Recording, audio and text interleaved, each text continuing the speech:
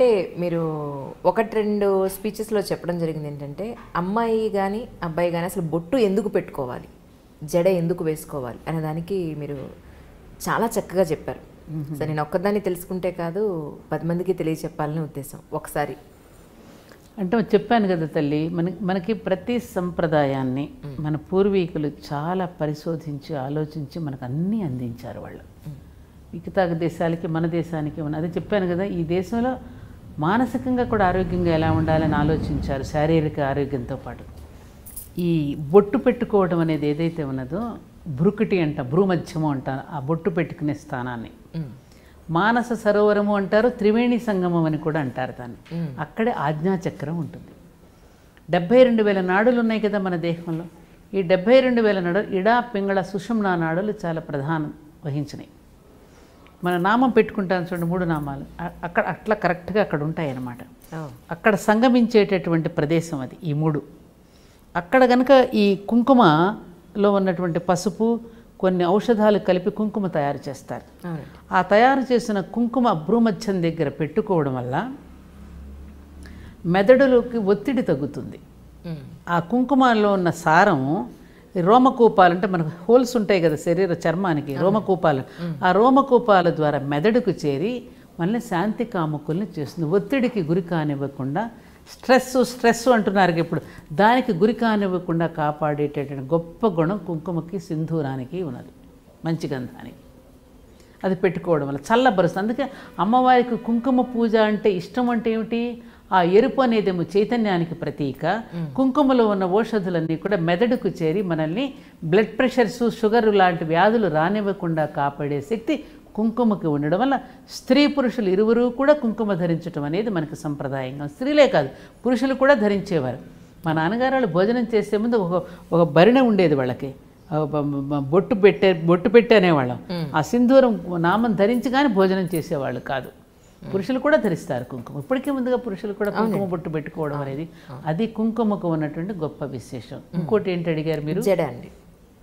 జడ, ఈ జడ ఓపెన్ హెయిర్ పెట్టేస్తారు. ఈ జడ 3 పాయలు, జడ 3 పాయలుగా ఉంటుంది కదమ్మా. అది గంగా యమున సరస్వతికి ప్రతీక ఒకటి. మూడవది సత్వ రజస్తమో గుణాలకి ప్రతీక. 3 గుణాలు. అందుకని స్త్రీ అన్నారుగా, సత్వగుణ రజోగుణ తమో గుణాలు 3 సరైన రేషియో నిష్పత్తిలో ఉంచుతుంది. ఈ కారము చైతన్యవది స్త్రీ అన్నారు. ఆ స్త్రీలు జడలు చాలా గొప్ప అందం ఉంది. ఈ సరైనటువంటి నిష్పత్తిలో అల్లుకోవడం అనేది ఒకటి. ఏమ్మా, ఇందులో ఏది ఎక్కువైనా ప్రమాదమే. తమోగుణ రజోగుణాలు ఎక్కువైతే ప్రమాదం కూడా. ఈవిడ సరైన నిష్పత్తిలో ఉంటేనే పురుషుడిని కూడా సరిగ్గా పాలించగలుగుతుంది, చెప్పగలుగుతుంది. గంగా యమున సరస్వతి పాయలివి. ఈ 3 అల్లుకున్నప్పుడు ఆ మధ్యలో నుంచి వచ్చే పాయ అసలు మనకు బయటికి కనిపించదు. 2 బయటికి కనిపిస్తే 3వ పాయ మనకు కనిపించదు. అది సరస్వతి. జ్ఞానం కూడా బయటికి కనిపించదు కదమ్మా. అందుకని సరస్వతి నది కూడా మనకు బయటికి కనిపించదు, అంతర్లీనంగానే ఉంటుంది. అందుకని మెడల్లో అబ్లాంగెడ్ ఇక్కడి నుంచి వదిలేటటువంటి పాయ అంతర్లీనంగానే అల్లుకుంటుంది అది. ఆ జడ వేసుకోవడంలో ఈ పరమార్థంతో పాటు గంగా యమున సరస్వతి అనే 3 నదులు సత్వరజస్తమో గుణాలకి ప్రతీక. ఇలా అల్లుకుని జడ వేసుకుని ఎక్కడి వరకు పాకుతుంది ఆ జడ? సహస్రారం దగ్గర నుంచి మూలాధారం వరకు ఉంటుంది జడ. మూలాధారం ఎక్కడుంటుంది? అన్నింటికన్నా కింది భాగంలో ఉంటుంది. మూలాధారం దగ్గర ఎవరుంటారు? అక్కడ కుండలిని శక్తి దగ్గర సర్పం ముడుచుకుని ఉంటుంది. 2.5 చుట్లు ముడుచుకుని పడుకున్నట్టు ఉంటుంది సర్పాకారంలో కుండలిని శక్తి. ఎప్పుడైతే ఈ మూలాధారం నుంచి సహస్రారం వరకు ఎట్టయితే తల ఎక్కడైతే ఉంటుందో అప్పుడు సహస్రారం వరకు వెళ్ళినప్పుడు ఆంజనేయ స్వామి పడగలాగా విప్పి ఉంటుంది. అందుకని నేను పక్కకు తిరిగి జడ వేసుకున్న అమ్మాయిని చూడమను, పడగ విప్పిన పాములా ఉంటుంది. అందుకని ఆ స్త్రీలలో ఆ కళ్ళల్లో ఆ తేజస్సు వర్చస్సుకి కారణం ఈ జడే. అందుకని ఒక అబ్బాయిని నీకు ఎలాంటి అమ్మాయి కావాలంటే, ఇప్పుడు కాదనుకోండి విరబూసుకున్న అమ్మాయి కావాలని అంటున్నాడేమో తెలియదు, కానీ అప్పటి కాలంలో మంచి జడ వేసుకునే అమ్మాయి కావాలనేవారు. ఆ జడకు ఉన్న అందం అటువంటిది.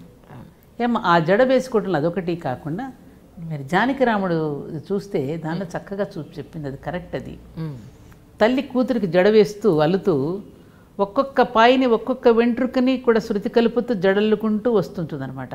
ఆ తలదు అమ్మ ఇప్పుడు చూడు, ఒక్కొక్క పాయిని నేను ఎలా అయితే అల్లుకుంటూ పోతూ జడ అల్లుకుతున్నానో నువ్వు కూడా నువ్వు వెళ్ళేటటువంటి కుటుంబంలో నువ్వు మెట్టినింటినట్లే మరుదులు ఉంటారు, ఆడపడుచులు ఉంటారు, మా అత్తమామలు ఉంటారు, బంధువులు ఉంటారు.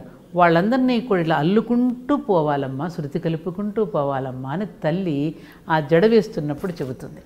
ఆ అర్థం కూడా ఉన్నది దానిలో. తాత్వికత ఉన్నది, సాంస్కృతికపరమైన అంశం ఉంది, ఆధ్యాత్మికపరమైన అంశం ఉంది, సాంఘికపరమైన అంశం కూడా ఉన్నది, ఆరోగ్యపరమైన అంశం కూడా ఉంది. ఆ జుట్టు కనుక విరబోసుకుంటే ఇంకొక ప్రమాదం ఏమిటంటే, చిన్నప్పుడు సంధ్యా సమయంలో మేము జుట్టు కనుక దువ్వుకుని బయటకు వచ్చి దువ్వుకుంటే కోప్పడేవారు అమ్మవాళ్ళు. ఏమిటి ఆడపిల్లలకు ఆ మాత్రం తెలియదు, జుట్టు బయటకు వచ్చి దువ్వుకోవడం, లోపలికి ఒక చోట కూర్చొని దువ్వుకోండి అని కోప్పడేవారు. ఎందుకని? ఆ వెంట్రుకలు కనుక ఎక్కడ పడితే అక్కడ వేసేస్తే దాని మీద బ్లాక్ మ్యాజిక్స్ చేస్తారు. ఎందుకని? వెంట్రుకను పోలిన వెంట్రుక లేదు, గోరును పోలిన గోరు లేదు, వేలుముద్రను పోలిన వేలుముద్ర లేదు. భగవంతుడు ఆ విధంగా సృష్టించాడు. అందుకని ఈ వెంట్రుకలు గోర్లు తీసుకుని వెళ్ళి దుష్ప్రయోగాలు చేసే అవకాశం ఉంది, చేస్తారు కూడా. అందుకని ఉమ్మి వేసి ఎక్కడైనా గోతులో వేసేవారు అమ్మవాళ్ళు. ఆ జుట్టుని ఎక్కడ పడితే అక్కడ వేయనిచ్చేవారు కాదు. దానివల్ల దుష్ప్రయోగాలు చేస్తారని చెప్పి జడను ఎప్పుడు అల్లికతోనే వేసి ఎక్కడ వెంట్రుక కింద పడకుండా అల్లుకోవడం అనేది. దానితో పాటు ఆహార పదార్థాల్లో కనుక వెంట్రుక కనుక చేరితే అది జీర్ణం కాదు. అందుకనే కార్తీక మాస వనభోజనాల్లో అప్పుడప్పుడు మనకు తెలియకుండా కనుక వెంట్రుకల ఆహారంలో చేరితే దాన్ని జీర్ణింపజేయడానికి నేరేడుకాయలు, రెండోది గుమ్మడికాయ, నేతి బీరకాయ పచ్చడి తప్పకుండా తినమంటారు. దాన్ని బయటికి నెట్టేసే గుణం ఈ పదార్థానికి ఉందిట. అవునండి. ఇంత శాస్త్రీయత ఉన్నదమ్మా ఈ జడ అల్లుకోవడంలో. మరి ఇప్పుడు జుట్టులు ఎవరు విరబోసుకుంటారు? రాక్షసులు విరబోసుకుంటారు. విరబోసుకునేది ఎవరు? మనుషులు విరబోసుకోరు, దయ్యాలు విరబోసుకొని తిరుగుతాయి. మరి అది కరెక్ట్ కాదు. దీనిలో ఇంత శాస్త్రీయత ఉన్నది, అది ఎవరికి నష్టం? అందుకని ఈ జడ అల్లుకోవడంలో కూడా ఇంత శాస్త్రీయమైనటువంటి విధానాన్ని మనకి పెట్టారు. ఇంకా ఏదో అడిగావు? లేదు, ఈ రెండే. ఇప్పుడు చెవులు కుడితే కంటి చూపు పెరుగుతుంది. అందుకే పూర్వకాలంలో కుండలాలు మగవాళ్ళు కూడా పెట్టుకునేవారు. ఆక్యూ పంక్చర్ అంటారే, చెవి కుడితే కన్ను చూపు పెరుగుతుంది. గాజులు వేసుకుంటే ఈజీ డెలివరీ అవుతుందమ్మా. అందుకని గాజులు వేసుకున్న నరాలు వచ్చి గర్భసంచిని ఆరోగ్యంగా ఉంచుతుందిట. అందుకని సీమంతం అప్పుడు ఎక్కువగా గాజులు వేస్తారు. ఆ శబ్దమేమో గర్భస్థ శిశువుకి మానసికపరమైన సంతులనాన్ని కలిగించి ఆనందాన్ని కలిగిస్తుంది. అమ్మ ఎప్పుడు తన దగ్గర ఉన్నట్టే ఫీల్ అవుతుంటాడట లోపలి గాజులు సవ్వడికి. అతనికి ఒక ఫీలింగ్ ఉంటుంది లోపల ఉన్న శిశువుకి. అందుకే గర్భస్థ శిశువుకి ఎప్పుడు మంచి మాటలు వినిపించాలి, మంచి పాటలు వినిపించాలి, మంచి దృశ్యాలు చూపించాలని ఆ గర్భిణీ స్త్రీకి అన్ని మంచి ఇష్టమైనవి వండిపెట్టి పుట్టింటికి ఎందుకు తీసుకెళ్తారు? ఆ ప్రేమాభిమానాలను పంచిపెడితే లోపల ఉన్న శిశువు కూడా అవన్నీ ఆస్వాదిస్తూ మంచి పౌరుడుగా, మంచి ఉత్తముడుగా పుడతాడని కదా. ఎన్ని పెట్టారు చూడు అంజలి. మరి ఇవన్నీ నిజం. ఇవన్నీ మళ్ళీ వెనక్కి రావాలి. ఇవన్నీ మన గృహాన్ని గృహస్థాశ్రమంగా తీర్చిదిద్దుకోవడం చేత కావాలి. జీవితాన్ని యజ్ఞార్థంగా మలుచుకోవడం ఏమిటో మనకి తెలిసి రావాలి. ఆ తెలిసి వచ్చినప్పుడు ప్రతి గృహము ప్రతి గృహలక్ష్మి అంటే గుర్తొచ్చింది. పరమాచార్య వాళ్ళు ఒక మాట అన్నారమ్మా, స్త్రీలు దీపాలు లాంటి, లేడీస్ ఆర్ లైక్ ల్యాంప్స్, దీపాలు లాంటి వారు. వాళ్ళు చెడిపోవడానికి కావాల్సిన అవకాశం ఎక్కడా మనం ఇవ్వకూడదు. వాళ్లే కనుక చెడిపోతే ప్రపంచమంతా దిక్కులేనిదైపోతుంది, సమాజానికి చాలా నష్టం జరుగుతుంది. ధర్మానికి ప్రతీకల వాళ్ళు. ఇంకా ధర్మం నిలబడుతుందంటే స్త్రీల వల్లనే. అటువంటి వాళ్ళకి అటువంటి అవకాశం మనం ఇవ్వకూడదు అని చెబుతూ అన్నారు. స్త్రీలు సరైనటువంటి సమయానికి గృహలక్ష్ములుగా రూపొందాలి అన్నారు. వాళ్ళు హౌస్ వైఫ్ అని చెప్పుకోవడానికి సిగ్గుపడి హౌస్ మేకర్ అంటున్నారు. అవునండి, హౌస్ మేకర్ కరెక్టే, గృహలక్ష్మి. సరైనటువంటి వయసులో గృహలక్ష్మిగా రూపొందాలి అన్నారు. బాగా అర్థమైందా నీకు? అవునండి. వాళ్ళ జరుగుతోందా? 30 సంవత్సరాలు అయ్యే వరకు పెళ్ళిళ్ళు చేసుకోవడం. మర్చిపోయి దీంట్లో ఇంకొక అంశం కూడా ఉంది తెలుసా. మన గుడికి వస్తుంటారు పెళ్ళిళ్ళు చేసుకోవడానికి. ఒక అమ్మాయి ఒక ముస్లిం యువకుడిని పెళ్లి చేసుకోవడానికి వచ్చింది ఒకసారి. ఇదేమిటమ్మా అని అడిగాను. నేను అడిగితే ఏం చేయమంటారండి, మా నాన్నగారికి జాతకాలు పిచ్చా, అది కుదరలేదు, అన్ని పాయింట్లు రాలేదు, ఇన్ని పాయింట్లు లేదు, నక్షత్రం కుదరలేండి, 30 ఏళ్ళు గడిచిపోయినాయండి, ఏం చేయమంటారు? ఇది నేను వేసుకొచ్చా. ఇంకొక అమ్మాయి ఏముంటుందో తెలుసా, మేము చాలా పేదరికంలో పుట్టామమ్మా, ఇప్పుడు సాఫ్ట్వేర్లో నేను చదువుకుని ఉద్యోగం వచ్చి నాకు ఇప్పుడు 80,000 జీతం వస్తుంది. నాకు పెళ్లి చేస్తే ఈ జీతం వాళ్ళు అనుభవించడానికి కుదరదని చెప్పి నాకు మా నాన్న పెళ్లి చేయడం మానేశాడు. అందుకని ఈ అబ్బాయిని ప్రేమించి పెళ్లి చేసుకోవడానికి వచ్చి. ఇలాంటి కథలు ఎన్నో. సో గుడిలో చాలా స్టోరీలు చూస్తాం. అబ్బో ఎన్ని స్టోరీ, ఎన్ని రకరకాల స్టోరీస్, ఎన్ని రకరకాల జిహాదుల పేరు చాలా జరుగుతున్నాయి ఇవన్నీ చాలా. అందుకని మాస్టర్ గారు ఇంకో మాట అనేవారు, ఇప్పుడు 30 సంవత్సరాలు వస్తే కానీ పెళ్ళిళ్ళు అవ్వట్లేదుగా, వృద్ధిలోకి రండి అని దీవించవలసింది పోయి త్వరగా వృద్ధులలోకి రండి అని దీవించవలసి వస్తుంది. ఆయన ఇలాంటి తమాషాలు వలే చెప్తుండేవారు. కాబట్టి ఇవన్నీ కూడా మన జీవన విధానంలో పెను మార్పులు సంభవించాయి. ప్రతిదీ నీళ్ల వాడకం దగ్గర నుంచి ప్రతిదీ కూడా అన్నమాట. అన్నీ కూడా మనమే ప్రకృతిని ఇవాళ రేపు నీళ్ళకి యుద్ధాలు వస్తాయి. అవునండి. మన జీవన శైలితో ఎంత నీరు వృధా చేస్తున్నాం, ఎంత నీరు వృధా చేస్తున్నాం, ఆహారం ఎంత వృధా చేస్తున్నాం. జాగింగ్ చెప్పులు అంటాడు, వాకింగ్ చెప్పులు అంటాడు, ఇంట్లో వేసుకునే చెప్పులు అంటాడు, ఇంట్లో వేసుకునే డ్రెస్సు, ఇటు బయటకు వెళ్ళే డ్రెస్సు, ఎన్ని డ్రెస్సులు చెప్పులతోనే నిండిపోతున్నాయి కొంపలన్నీ కూడా మనకి. ఆ సింప్లిసిటీ ఏది. కాబట్టి నేను ఎక్కడికి వెళ్ళినా మూడు చెప్తున్నాను తల్లి. గుడ్డలు కొంపలన్నీ నిండిపోతున్నాయి, బీరువాలు పట్టణ గుడ్డలండి. ఒక్కొక్క జాకెట్కి దానికి ఒక్కొక్క 15,000 25,000 ఖర్చు పెడుతున్నారు స్త్రీలు ఒక్కొక్క జాకెట్కి. అసలు ఎంతంత. కాబట్టి వ్యక్తిత్వానికి విలువనిస్తారు కానమ్మా, వీటికి విలువిచ్చేది. విలువ ఎలా అవుతుంది చెప్పండి. ఒకసారి ఈశ్వర్చంద్ర విద్యాసాగర్ని ఒక కోటీశ్వరుడు భోజనానికి పిలిచాట. భోజనానికి పిలిస్తే పిలిచాడు కదా అని వెళ్ళాడు.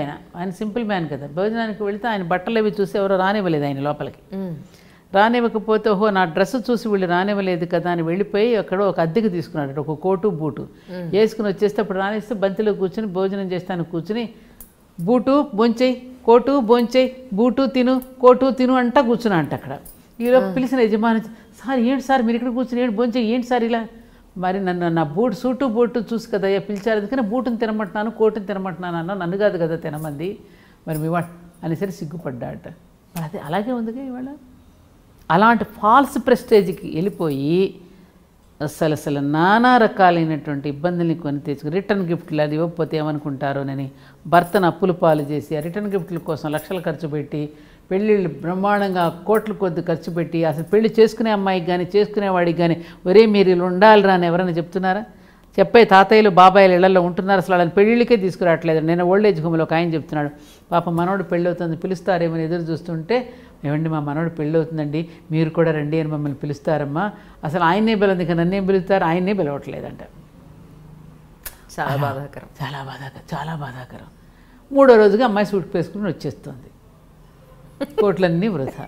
అందుకే నేను అందరికీ ఒక మాట చెప్తున్నాను అంజలి మధ్యన, మీరు ఒక పని చేయండి అయ్యా, అందరికీ చెప్తున్నా, మీరేం చేస్తారు మొదట సింపుల్గా పెళ్లి చేయండి, 15-20 ఏళ్ళు వీళ్ళు చక్కగా కాపురం చేసిన అభినందన సభ పెట్టి సత్కారం చేయండి వాళ్ళకి, అప్పుడు కోట్లు ఖర్చు పెట్టండి. అభినందన సభ పెడితే ఇప్పుడు మనకి షష్ఠి పూర్తి ఉత్సవాలను చక్కగా చేసేవారు నాన్నకి అమ్మకి 60 ఏళ్ళకి. ఇప్పుడు మీరు 20 ఏళ్ళకే అమ్మయ్య 20 ఏళ్ళు వీళ్ళు హాయిగా కాపురం చేశారు కొట్లాడుకోకుండా కనీసం అని, అప్పుడు అభినందన సభ పెట్టి అప్పుడు సత్కారం చేయండి. ఆ అభినందన సత్కారానికైనా వాళ్ళలో ఒక రియలైజేషన్ వచ్చి ఇంకా కాపురాన్ని కొనసాగించుకుని మళ్ళీ 50 ఏళ్ళకి చేద్దాం, మళ్ళీ 60 ఆ విధంగా చేయండి అయ్యా. నేను ఉచిత సలహా పడేస్తున్నాను. ఎంకరేజ్మెంట్ ఉంటుంది. కరెక్టేనమ్మా, ఇది నిజంగా చెయ్యాలి కూడా. ఇట్లా ఆ డెకరేషన్కి ఎంతంత ఖర్చు పెడుతున్నాం మనం, కాసేపు భాగ్యానికి ఎంతంత తగల పెడుతున్నాం మనం. పిల్లలే కోరుతున్నారు మాకు అట్లా చెయ్యాలి ఇలా చెయ్యాలని. చాలా సంతోషంగా ఉంది. ఒక మంచి మెసేజ్ నేను ఈ ఇంటర్వ్యూ ద్వారా మీ రూపంలో ఇంటర్వ్యూలో కనిపిస్తలే, మన ఇద్దరి మధ్యన ఒక అమ్మ కూతురు మధ్య జరిగిన సంభాషణలా ఉంది తప్ప ఇది ఈ ఇంటర్వ్యూ కాదురా, ఇన్నర్ వ్యూ. నిజమండి, ఇది కరెక్ట్. ఇన్నర్ వ్యూ చాలా మంచి పేరు పెట్టారు. చాలా సంతోషంగా ఉందమ్మా, ఎన్నో మంచి విషయాలు మీతో ఇలా చర్చించడం అనేది చాలా సంతోషంగా ఉంది. Thank you so much. నమస్కారం అంజలి. కాదేమ్మా చెప్తున్నా ఏంటంటే జరుగుతున్నాయి, చూద్దాం, పరిస్థితులు తప్పకుండా మారుతాయి, ఆశావహంగానే ఉందాం, మన ప్రయత్నం ఆగకూడదు, సాగాల్సిందే, ఇది ప్రయత్నం చేద్దాం.